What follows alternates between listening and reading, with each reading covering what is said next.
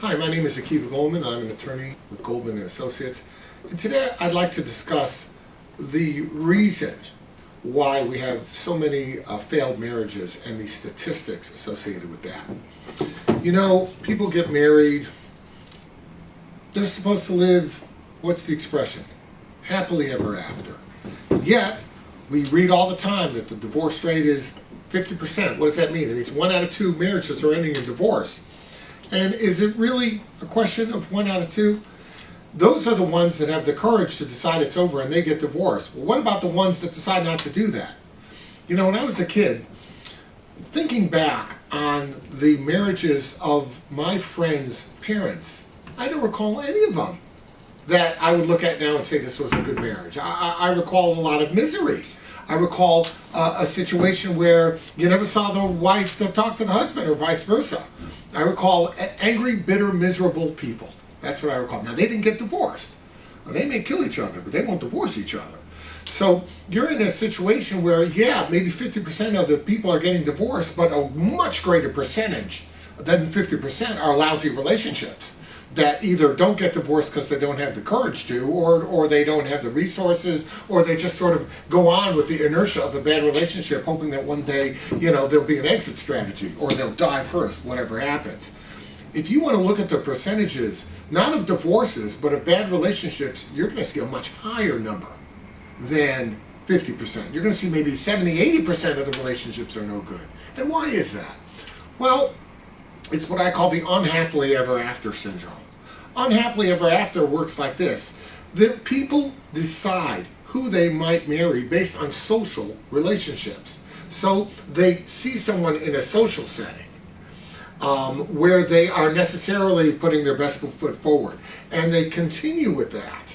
And they figure somehow that someone who succeeds in that environment, certainly being married to that person day in, day out, and dealing with them all the time, it's going to be the same thing. Well, wrong. You know why? Marriage is not a social relationship. I got news for you. It isn't. So therefore, a social setting does not prepare you for the relationship of marriage. You know what marriage is? Marriage is a working relationship, not a social relationship. It's a struggle.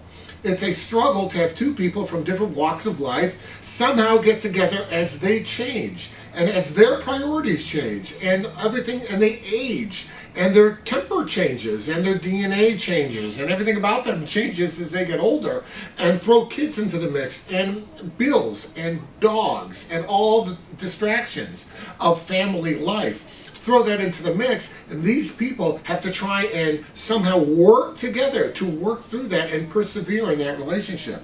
It's not a social relationship. It's not straightening your tie and combing your hair and everything's beautiful. That's dating. Dating is a social relationship. And you want to hear the statistics about dating? 100% of the people that you dated, those relationships failed.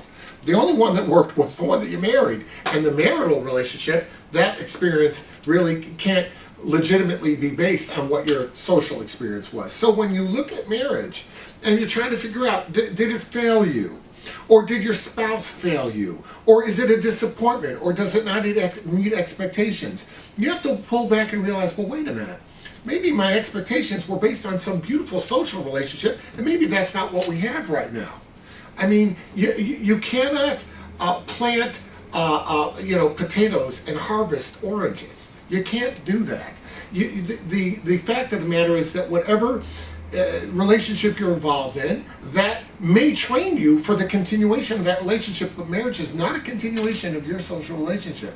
So when you look at marriage, you have to realize the key to marriage, while it may have struggles, you need to persevere, you need to prevail. And the way to really become involved in that kind of relationship, to succeed in that environment, is to realize that sometimes expectations need to be modified. Sometimes you have to not magnify things. You have to develop a sense of priorities on which things you can live with, which things you can't. You can't die on every battlefield. You've got to figure out which are the things that are worth drawing a line in the sand on and which are items of compromise. And I think you'll find that the more items that fall into the category of items that you compromise on, there's a direct relationship between that and the longevity of the marriage. So I leave you with this thought. Marriage is not a social relationship. The success of a marriage cannot be based on the success of a social relationship. If it happens that way, it's merely coincidental. Marriage is a working relationship. Garbage in, garbage out. Good stuff in, good stuff out. You put the effort in, you handle it like you handle any other serious project, and you devote yourself to it. It's not going to disappoint you. It's going to make you proud, and it's going to serve you for happiness in the long run. If you have any questions about this, of course, give us a call, and we'll be glad to help you out.